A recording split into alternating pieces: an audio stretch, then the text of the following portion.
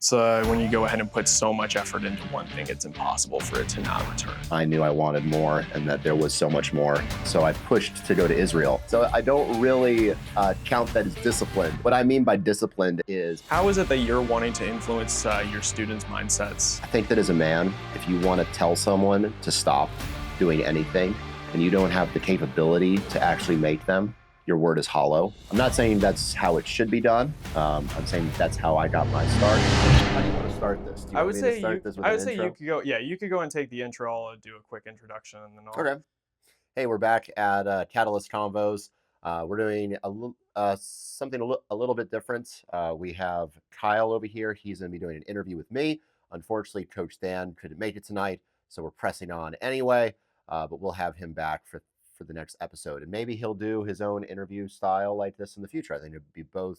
So I think it'd be cool to have one solo episode with each of us. Absolutely, you could go ahead and dive into the different ideas and different methodologies behind both of y'all, which would be a lot of fun. Yeah. For those who do not know me, my name is Kyle. Yeah, I'm usually the person who is behind the camera, but like David said, I'm going to go ahead and do an interview with him today. So we got a bunch of questions written down right here. We'll go ahead and get started. So one thing, David, that I want to immediately get into is sort of the background and inspiration behind your teaching and kind of with Catalyst altogether. Okay. So I was hoping you could go ahead and share kind of your martial arts journey, like a full overview from when you Yeah. were back doing. Oh, I'm trying to remember that picture. It was the that one specific picture. I'll Yeah. pull it up. It was back to doing kung fu. Kung Fu, all the way Yeah. up to right now. Yeah. So what exactly? Yeah, if you could go ahead and just give me a little overview of that, that'd be great. Well, I think that my martial arts journey has been one that many people have undertaken. I think I felt like I had something to prove as a young man. Um, I, I had a speech impediment, shy, all the typical things that you would probably see off of any Karate Kid movie. Except the bullying because I was homeschooled. So, I was suffering a ton of bullying there. But I think that if I was in a more public school setting, that probably would have been a huge factor as well, just because of the speech impediments and stuff like that. I think that would have been a whole lot more severe. But I think I just felt like I needed to prove something.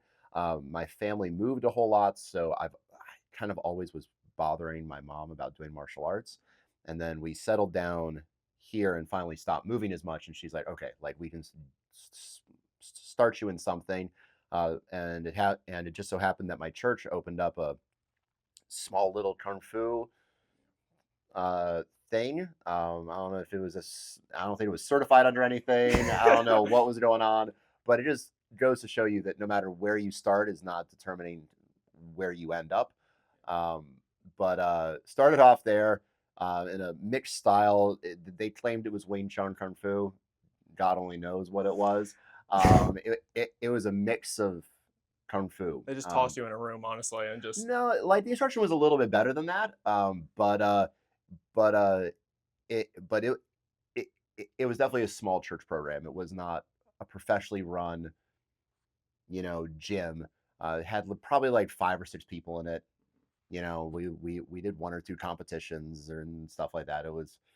And I think I was there for 2 or 3 years, and then left and went and joined another gym. Back then it was Karate for Christ, and started off in that.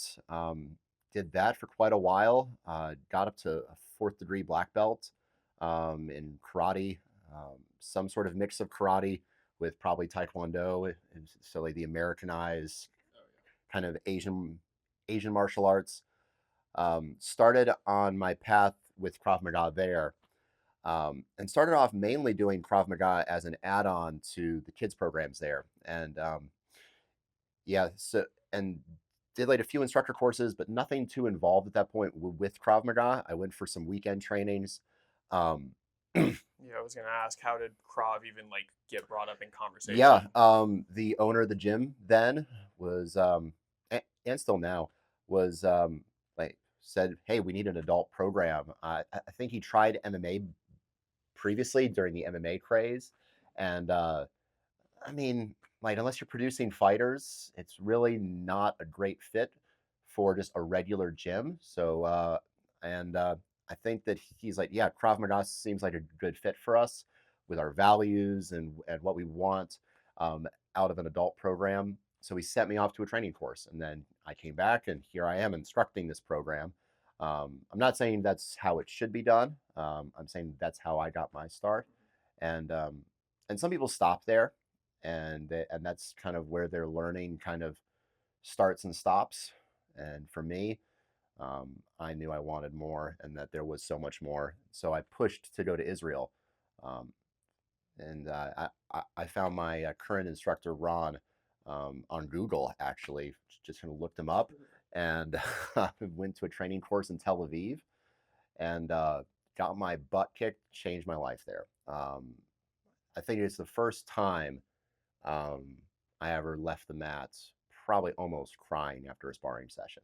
I think it's happened to everybody who's ever really trained. If you've ever gone to a course and just gotten your ass handed to you in front of everybody, um, as a young guy who thinks he's decent at fighting, and then to just get totally just demolished in front of everybody, um, it's a real eye opener, and I think it makes you hungry. It either makes you quit or it makes you hungry. Opens up And your eyes. It shows you, yeah, yeah, you're not the best. where you are. And I was a very, very small fish um, inside of a small pond. And I just got introduced to a much larger pond with a lot larger fish. And that was a turning point for me. I'll always credit it that that point is where my pursuit of of the martial arts switched from kind of this traditional mindset toward I just want what works.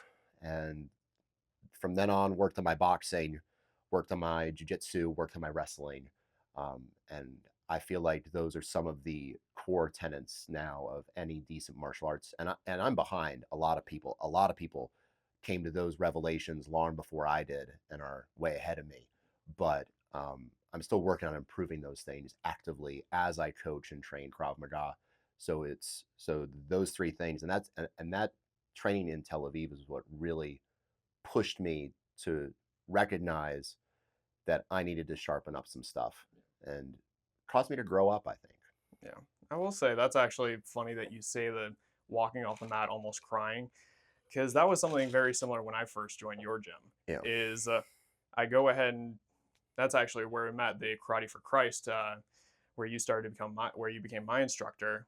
Uh, Eventually, you went ahead and moved on, and then you go ahead and start Catalyst. I go ahead and I join you eventually about a year later after I quit Karate for Yeah. Christ, and I was walking in thinking that, previous second degree black belt in karate, I'm good. We're gonna be able to just roll right through this and not have any really too much Yeah. hassle with it. And my God, was it a very, very eye-opening experience. Yeah.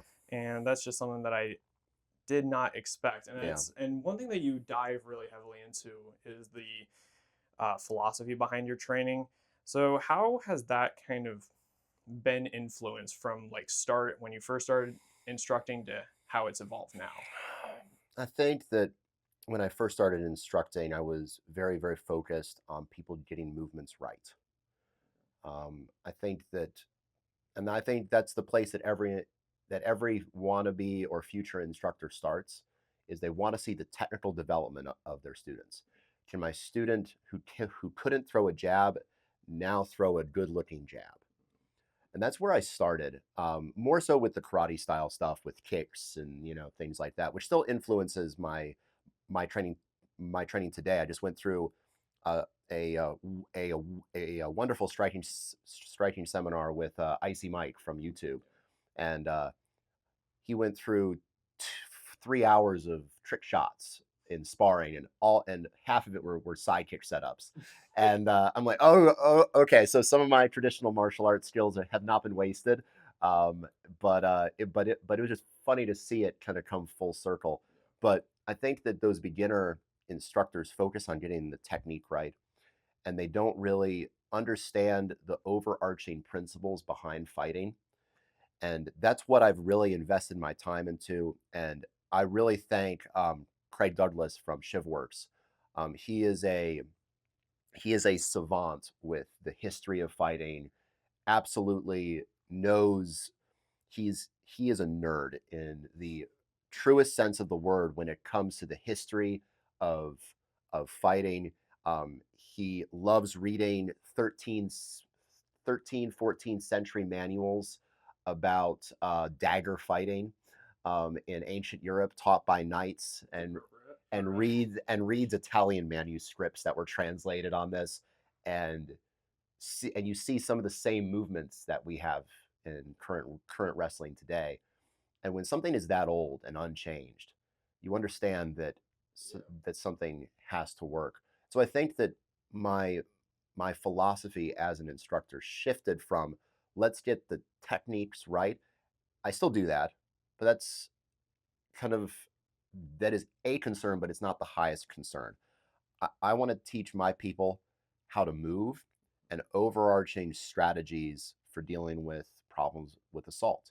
I'm not a competition fighter. I don't teach competition fighting.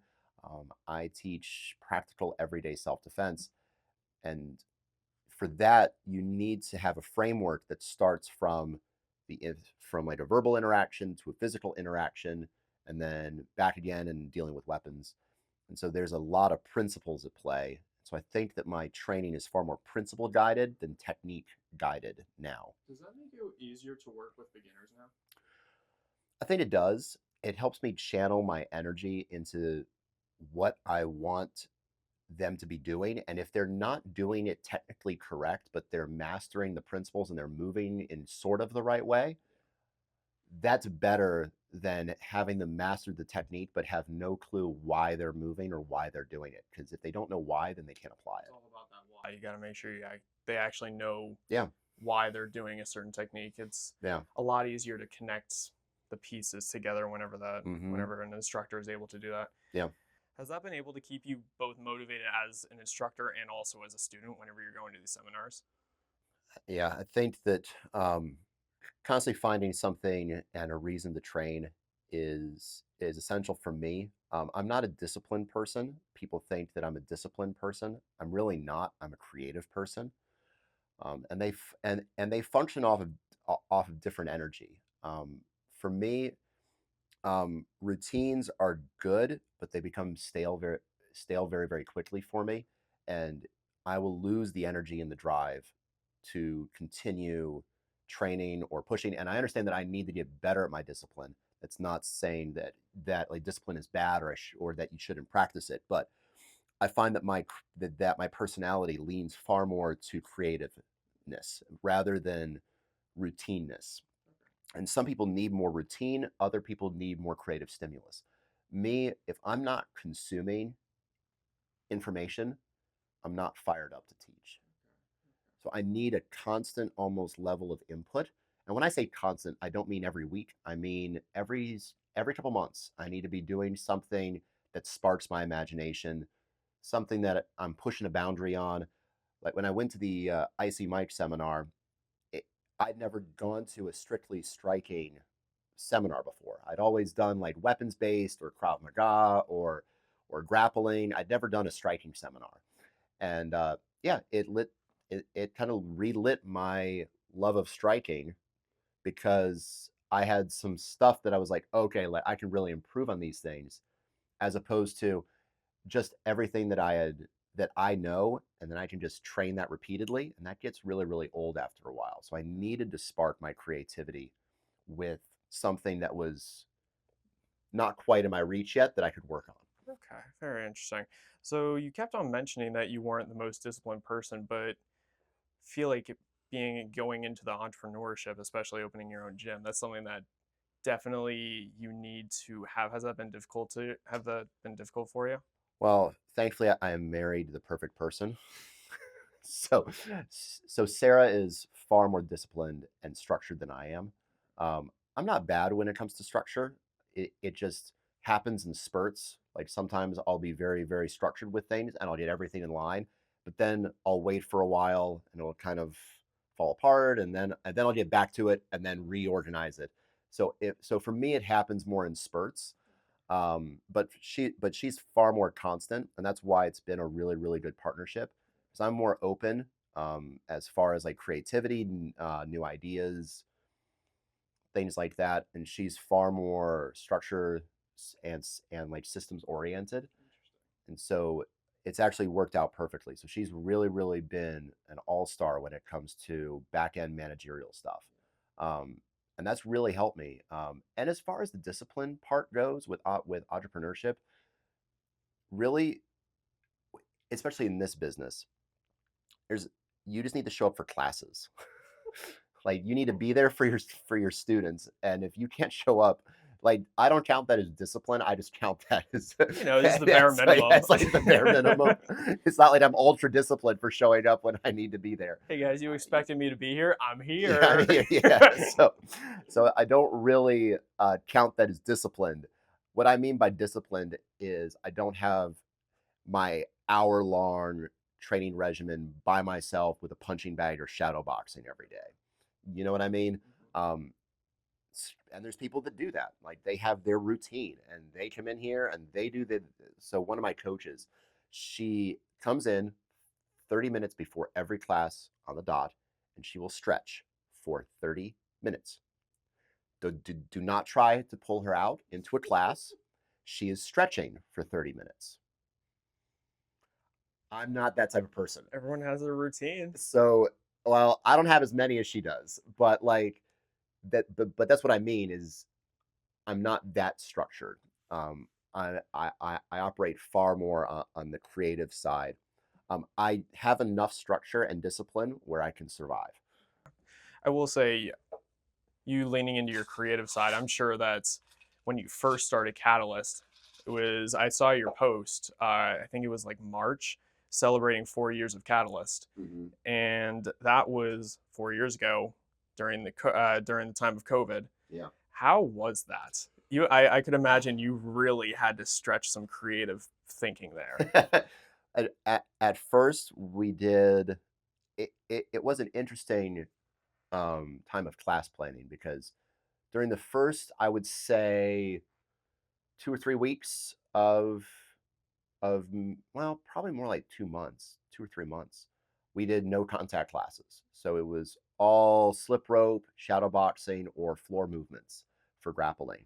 Um, it's interesting because I talk to clients now that were there during that time, and they said that they got a ton of stuff out of that. It was really interesting, very interesting. A lot of them remember it very, very fondly, and the class plans that we used to do. Um, I did fine during COVID. I think that because I had the benefit of not having a gym during the close downs, and so since I didn't have a gym, I didn't have any overhead to pay, I didn't have any rent, and then as soon as everything kind of opened up, I was able to open up, and that's when people wanted to get out and start doing stuff. So I think it was actually easier then than it is now in 2024. Interesting. Yeah. I think that during peak COVID, I heard a stat recently. During peak COVID, 49% of gyms could not pay rent. That is gyms in general. That is martial arts gyms. That is fitness gyms. That is everywhere. This year, it's 48% of gyms can't pay their rent. Huh.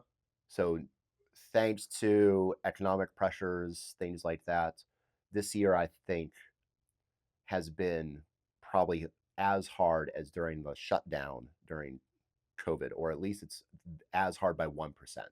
Not an answer I was even close to expecting. No, but I've felt it. It's taken me a lot more work to get clients this year than it did during COVID. Like I went so during COVID, I think I grew to 100 members in a year and a half. And I haven't really moved.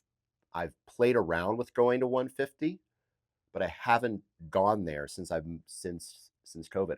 I'm on my way there now again, but yeah, like Interesting. Very interesting. so the spike then was actually pretty huge, and then the economy and woo, so for the past 2 years, and I've felt that I think a heck of a lot more than I did anything during COVID. Yeah. I recall in recent podcasts you talked to members who were already like partaking in martial arts, you mentioned to go ahead and join a seminar. I remember Yeah. going through that clip. Is there anything you would have to say to people who are not currently in a gym? Any advice that you would any advice you would go ahead and send to them? Maybe some influencing words? Yeah. As far as finding a gym, Yeah, as far as finding a gym, yeah. what some of the benefits have been, just even going back to when you first started? What were the benefits? I would say that the benefits are definitely confidence. I think that as a man, if you want to tell someone to stop doing anything and you don't have the capability to actually make them, your word is hollow at the end of the day. Having some level of physical skill to enforce your no and your word is probably one of the most important things that you can get out of martial arts as a man. I can't speak for women training. I'm sure they get a lot out of it. I could imagine what they get out of it, but we'll have to wait until we have a few of them on the podcast, Yeah, absolutely. and we'll ask them that question. But as a man, for me, it's being able to enforce my no. It's actually made me a whole lot more peaceful, uh, um, a- as a person, because I understand that I could go this route and I could be extraordinarily violent with this, but I choose not to, and I think that's a lot of power, and it makes you feel very calm in situations where you might not be as calm, because you have a recourse as opposed to just saying no, no, no, and then temper tantrum after that because you don't have anything else. Um, so I think that it's really helped with just my peace. Um, I think that that's been one of the biggest benefits is confidence and peace. So beforehand, you mentioned how you went to another seminar for striking, but you also mentioned weapons, including knife, guns as well. I've noticed that Instagram. It seems like those are also hobbies as well. I Mhm. was wondering if you have any hobbies outside of like just training, but also just if you want to go ahead and dive into those as Yeah. well. As far as hobbies outside of class, I love the outdoors. I camp, I backpack. I like those in conjunction with hunting. So it ties in a lot of my other hobbies, which are shooting, tactical stuff. I'm just getting into handgun competitions. So I'm starting that path. Competing in USPCA, I think that's. Competitions, how does that go for? Ask me after I've done one. Uh, So I've kind of read the rule set. Um, you're you're assigned a course of fire, and you have to move through certain targets, drawing from the holster. They take the time that it takes you to complete the course, and how many hits you got in the A zone, and a B zone, and a C zone on a silhouette target. And they take your time and then your accuracy, and they combine that with some sort of mathematic wizardry into an overall score for your round. I find it a whole lot more engaging than just going to the range, punching targets. Um, I think that that's a next level because I get bored going to the range. Like Yeah. you go there and you discharge 100 rounds, and unless you're going there with specific drill sets, and oftentimes these ranges don't even allow you to draw from the holster, so you're not worried. So you're just gun up, just popping rounds. And after a while, it gets hard to, as I said, I'm not a disciplined person. I'm a creative person and I like the challenge and I like to push. So just going and practicing and just discharging 50 rounds, it feels like a waste of time and a waste of a box of ammo.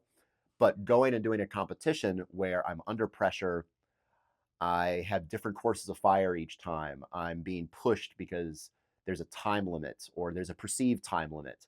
And then there's a certain round count that I have to abide by. And there's certain rules and there's shoots and no shoots. So some targets are shoots, some targets are no shoots. So it's a whole lot more of a dynamic situation rather than just I go to the range, I shoot targets, and then I come home under no pressure, under no time limit where I'm not drawing from the holster. None of these conditions are actually real. The competition is a whole lot more realistic toward what I would actually face if I was to ever actually use my firearm. I feel like that would make you a lot better as well now. Oh, absolutely. Yeah. I think that you're going to get better at anything that you actively compete in because you're exposed to more pressures, as opposed to the guy who just does it kind of when he wants to and just kind of, oh well, I shoot but it's and I have great accuracy. Well, why do you have great accuracy? Because I take 10 seconds to make each shot. It's like, well, that's not realistic. You're not going to be waiting 10 seconds to take a shot in real life. You're going to do it under panicked, high pressure circumstances. Yeah, so that's what I would say. You're very, very well at placing those kind of pressure situations in classes. Yep. And so I'm going to go out and find that for myself in shooting. So that's kind of my next thing. I'm actually starting to branch out and teach courses and seminars. I'm doing one over at Ghost Ring Tactical. It's a tactical school over in New Mexico. So we're going to do a combined Krav Maga and firearms course there in November. So I teach the Krav Maga portion, and then I'm going to assist and help with the handgun portion. So I'll be being mentored in a little bit more of the firearm side of instruction as well, which I'm really excited about. Would you be able to go into like what the course is going to look like, or It's still in the baby stages now, but we're definitely doing it as more of a weapons focused problem set. So a lot of knife, a lot of stick, and a lot of gun. It's gonna be 3 days long, so we'll have a day for each one of those modalities, and then we'll probably combine them at on the last day for some sort of stress and pressure testing, combined with some running and gunning and some shooting. I don't know as much what they have on the shooting side. I've been to one of their courses, but I have no clue what he's planned for this one. So it's a brand new course over at Ghost Ring Tactical. okay, Ghost Ring Tactical. That's one thing I really, really find cool is how involved in like the community with martial arts that you're in. Of course, you've been doing it for 18 years. You're super heavily and deep into it. What would you say is like some of the best experiences that you've had, like cross contaminating with other companies, other brands, other people as well? Yeah. Like just off, Yeah. yeah, just off a couple stories that you can think of. Everyone that I've ever come into contact with in the martial arts world who knows their stuff is the most welcoming and humble people that you can imagine. It's really the opposite of what people think. They think that the higher ups are going to be the stuck up ones, the ones and the famous guys are the ones who are going to be jerks. I've not found that to be the case. I've gone and sought out people who are the best.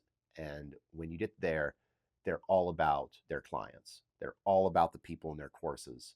They're all about it.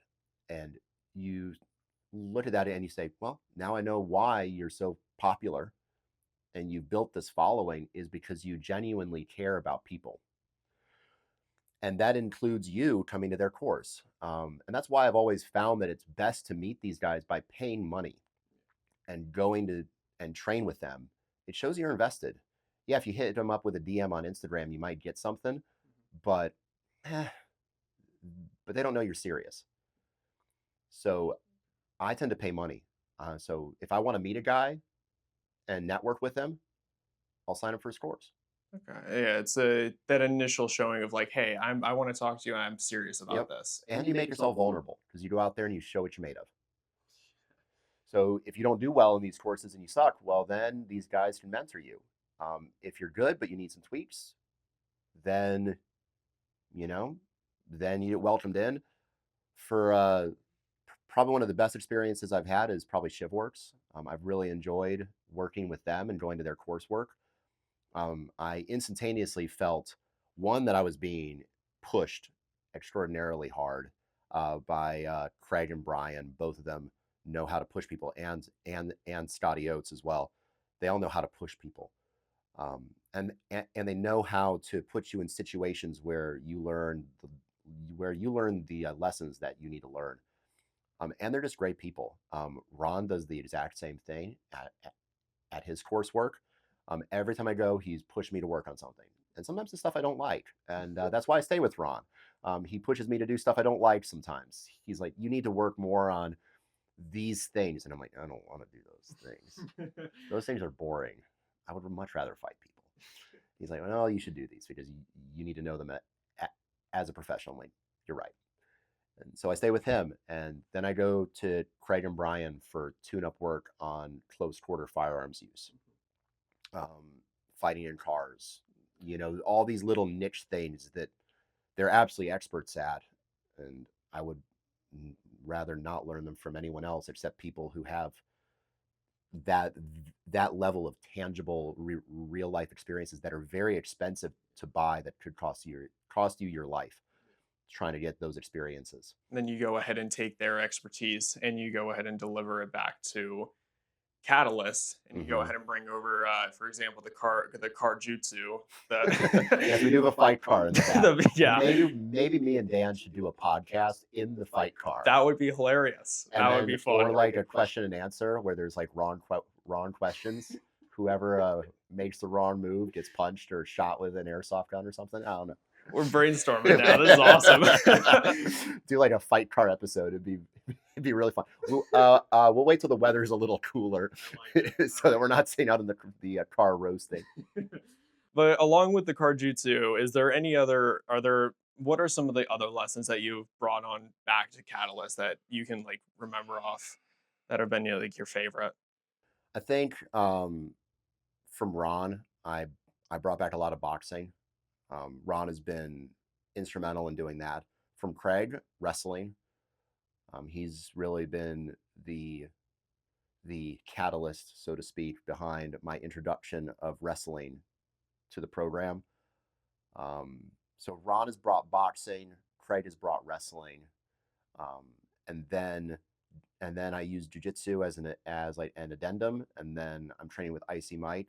I intend on training with him more. He's a striking savant. He knows his stuff and he knows how to run programs.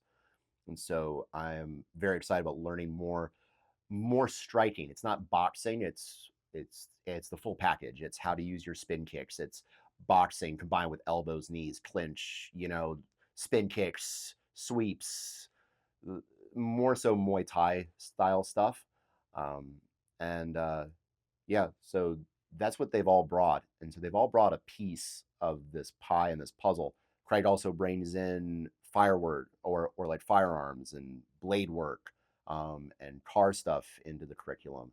Ron brings gun disarms, long rifle disarms. So it's really a conglomeration of a lot of different people and a lot of their influences. I haven't created anything new. I just steal really well. And everyone knows that I go to these courses, and that's why I pay for them. I'm going to come in here, I'm going to pay you, and they know that I'm taking their stuff and using it. And they're happy to assist me in that. I find it interesting. It sounds very similar to the Batman analogy, where Batman goes ahead and trains across all these different martial arts, and he picks off the very specific ones that work for him, Yeah. and he just kind of just goes out and starts fighting crime. I don't know if you plan on going out and fighting No, crime, no. but it Preferably not. sounds very very similar. No, but I want to find out like what reality is and what really works, and cut the bullshit out of it, and really distill it down to its core. What do you need to really make someone very dangerous within arm's reach? What do you need to do? What training styles do you need to do? You need pressure. You need some level of competition. You need a ground game. You need a wrestling game, and you need a striking game. And then on top of that, you need to know how to apply those things to a weapons problem, and then inside of a car, and what kind of weapon, blunt, edged, or a gun. So you need to now, so those empty-handed skills are the foundation for those other skills with disarms and knife work and stick. It's just an infinite combination of everything. Yeah, yeah, and I'm only mediocre at all of it, and so, but that's I'm spreading myself over a ton of different things, and so it's hard to really become an expert at one thing when you're doing that constantly, when you're constantly spreading yourself out over everything. But it's really just driven by I want to figure out what's real, what works, what doesn't. Style, I don't care. Is it Krav Maga? I don't know. I don't care. What works, what doesn't work, what do I believe in? I'm a terrible salesman. I don't sell things that I don't believe in. So if I feel like that also makes you a great salesman. well, I'm not a sleazy. I'm not a good sleazy salesman. Not good sleazy. That's the right word right there. So, but once I find something I believe in, I back it. Yeah. And I'm constantly trying to find what is the best. So when I tell people that my gym teaches self-defense and teaches effective self-defense, that I'm living up to my word. So and that's really important. So that's kind of the drive for me, constantly learning and testing and trying to find new people to train with. Trying to go up to a jiu-jitsu gym that is rumored to have very interesting instructional and teaching techniques. I've read about them, I've seen them on Instagram, and I'm going to go up there and train with them because I was like, this is a revolutionary new teaching style. I'd like to go see what you're doing. And so I'm constantly pushing that. So this sounds like what the journey obviously can evolve into after 18 years. Yeah. Honestly, listening to this just from a beginner's perspective, I would be extremely overwhelmed Yeah. just off choosing one martial art. What would you have advice wise in for the people who have never even stepped foot in a gym? So you can take this two ways. You can either train self-defense as a lifestyle. And when I say a lifestyle, I mean that don't don't take this wrong, but I want to be in some level inside the warrior class. I think that there is a warrior class in America. There are guys who are much more in it than me who actually do this as a livelihood. I want my toe to be in that group, um, to have a right to put a toe in.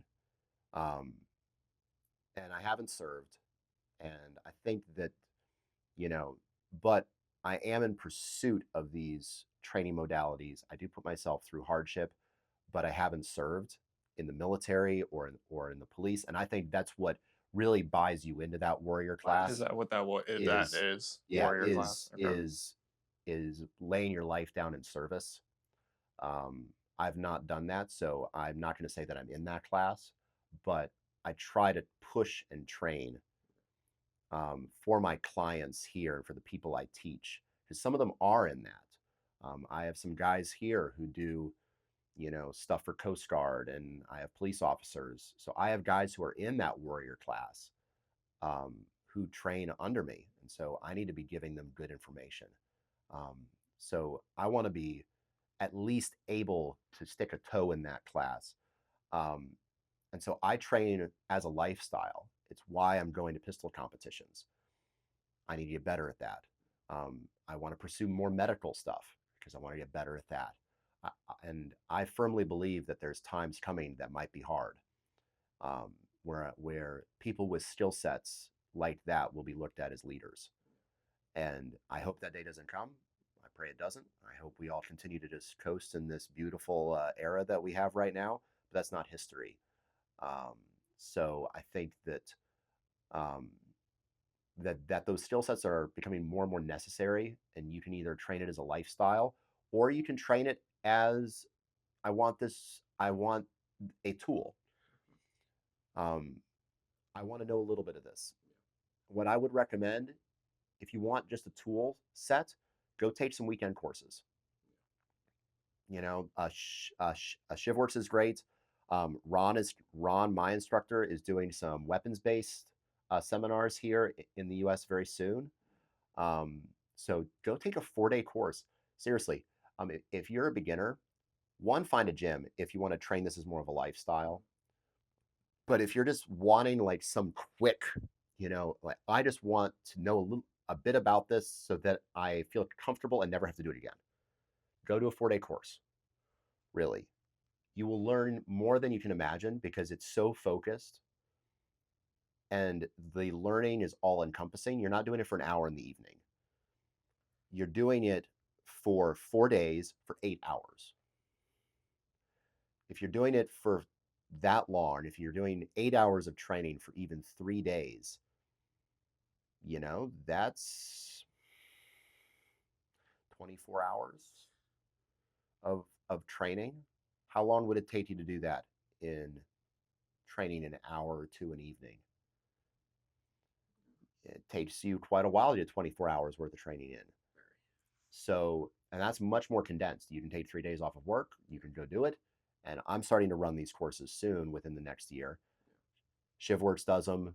There's a ton of these. Go look up one that suits your brand and flavor, and go do it. If you carry a gun consistently, go look for one that integrates a gun. If you carry a blade, go incorporate one that carries a blade. But if you want to do this as a lifestyle, I would recommend finding a gym, then doing those courses on top of it. If this is something that you want to pursue as a lifestyle, Interesting. Very I interesting. think that the more you invest, the better you get. Yeah, Period. absolutely. It's when you go ahead and put so much effort into one thing, it's impossible for it to not return. Correct. Yes. It's like you have some guy who's eating Mm-hmm. perfectly, he's Mm-hmm. working out perfectly. The You're body gonna can get only results. yeah you Yeah. can only the body can only do You're gonna get get results. results. Yeah.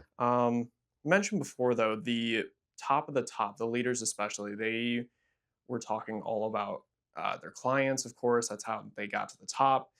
Talking about monumental stories and like client changes. Is there any in particular that you have off the top that you could go ahead and share? Any client experiences, memories that you're very fond of?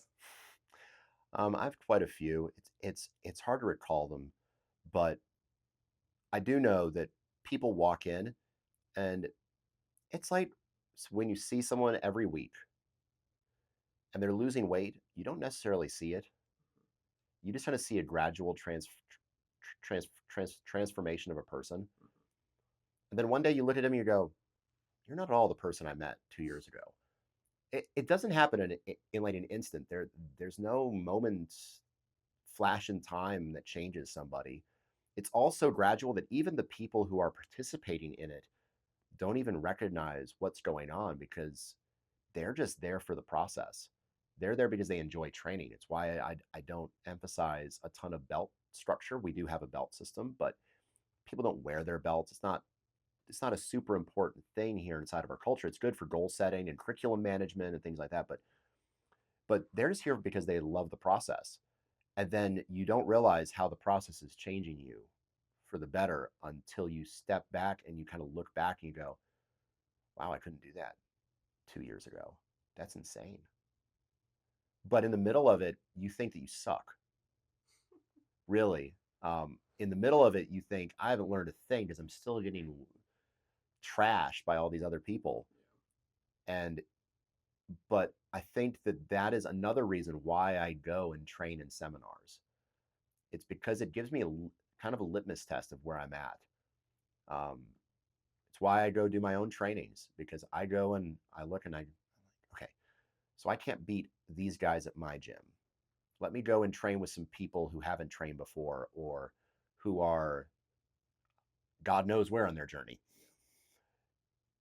And that's when I go, holy shit, Get exposed to a wider range. I've improved, or maybe I haven't. Maybe I've slacked off and I'm worse. Or maybe I go and I'm like, wow, I clean clock. Cool.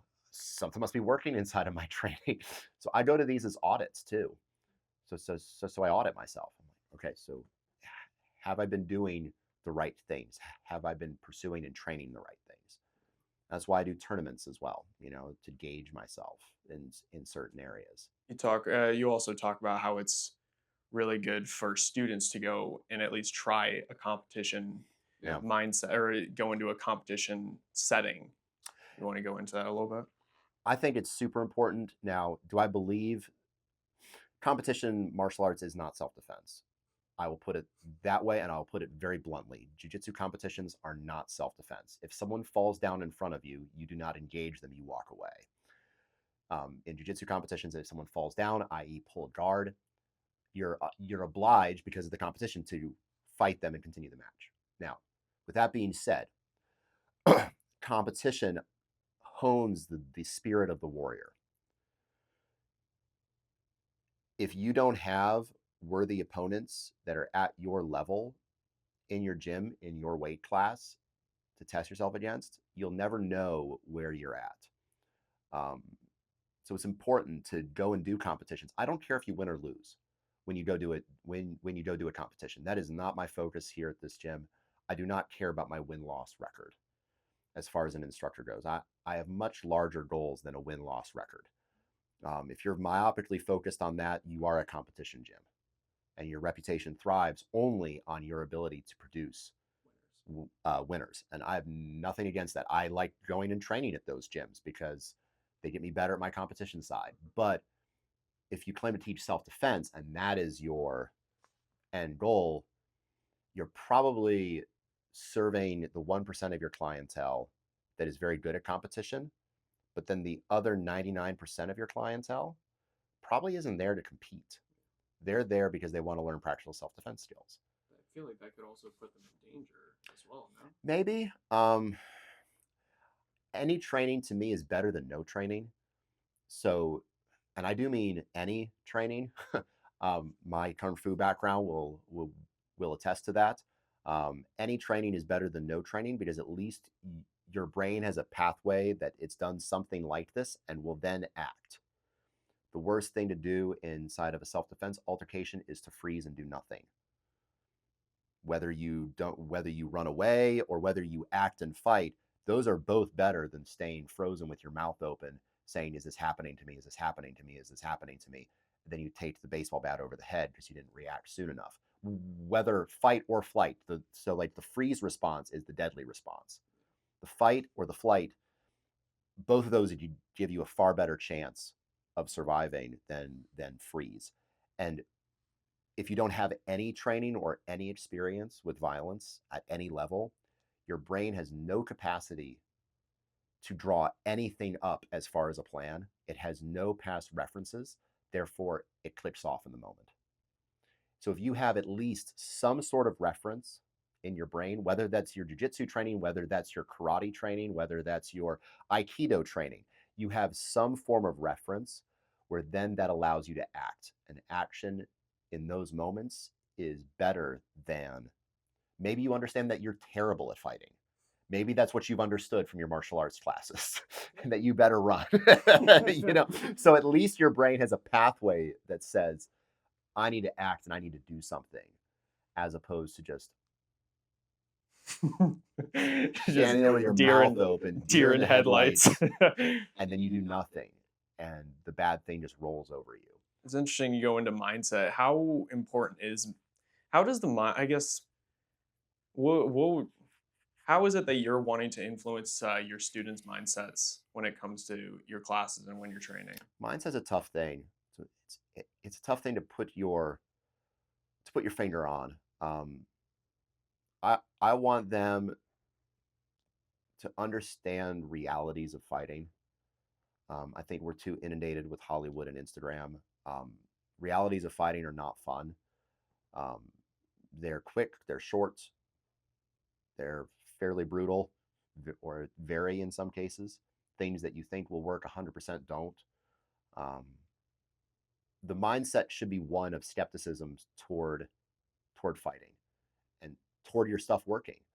Um, that's how I view it. I view things as a skeptic when I look at things, and the mindset should be: is this really worth it? Do I need to engage now? Why do I need to engage now? And if I have to, then I have to, and I'm going to give it every fucking thing I got. And that's what the belt tests are designed to do. The belt tests here are notoriously horrendous for, and that's for everybody. It's not just the higher ranking. The higher rankings just have to do it longer. Double But the laps. yeah, but but like we incorporate running and physical fitness, and it's not just so that it's hard.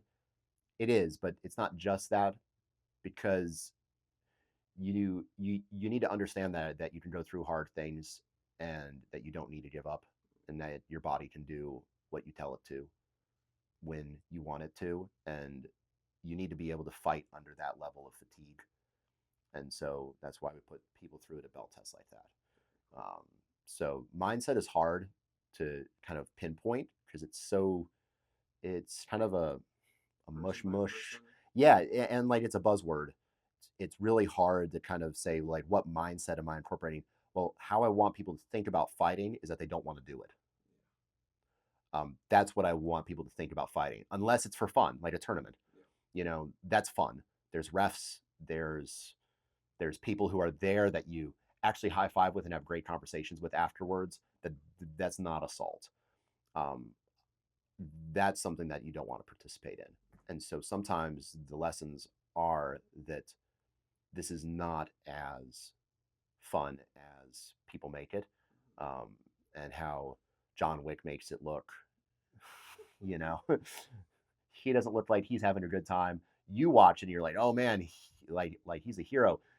And if you were living in John Wick's shoes, you would hate every moment Oh of that yeah. movie. Be the worst experience ever. After they killed the dog, man, that's just when all hell Every breaks single loose. sword slice and fall off a roof. You know? Yeah, that's And then to have to continue fighting for 24 hours. Yeah, Got a cool car though. it'd be terrible.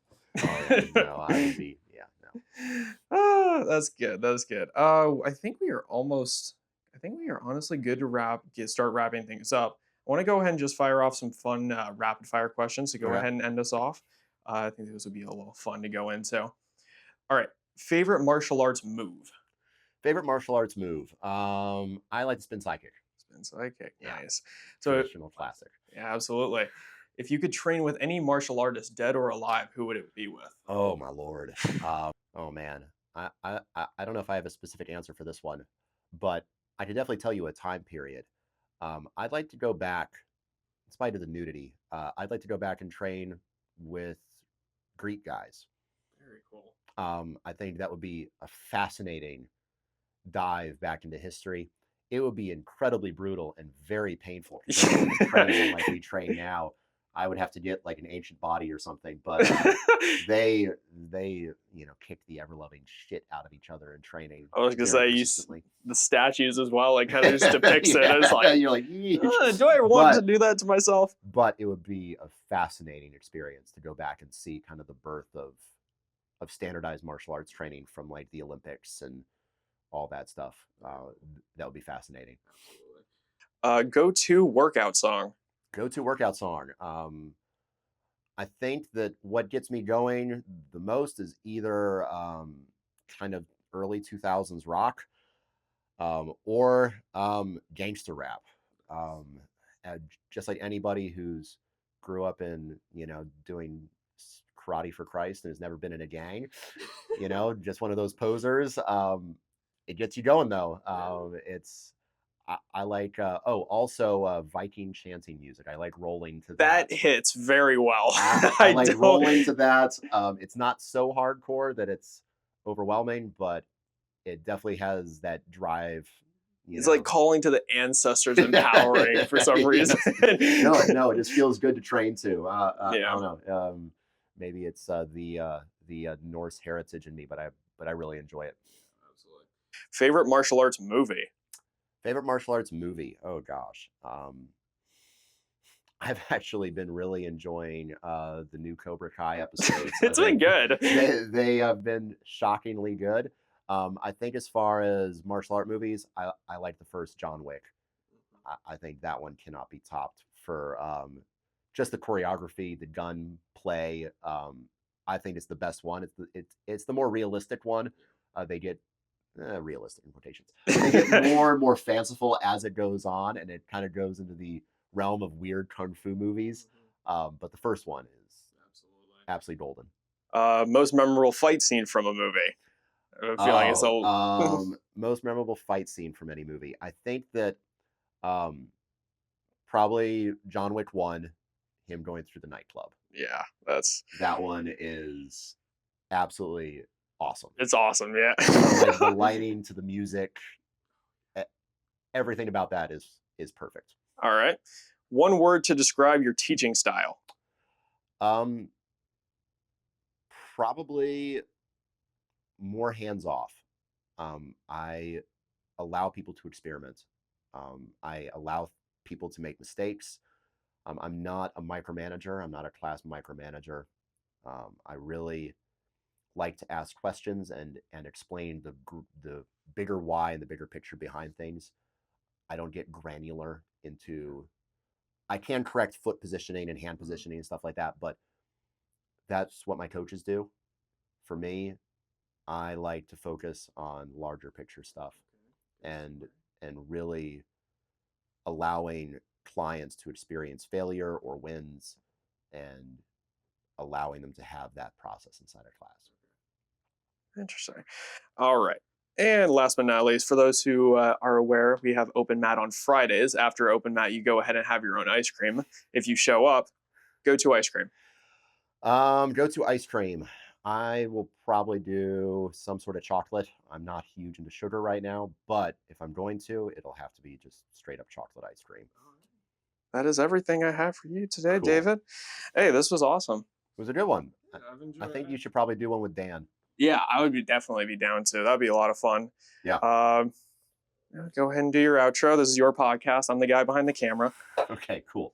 Well, thank you for watching Catalyst Combos. I hope you enjoyed the interview, and I look forward to you watching future episodes. If you want to drop by and train with us at any point, I'd love to have you in.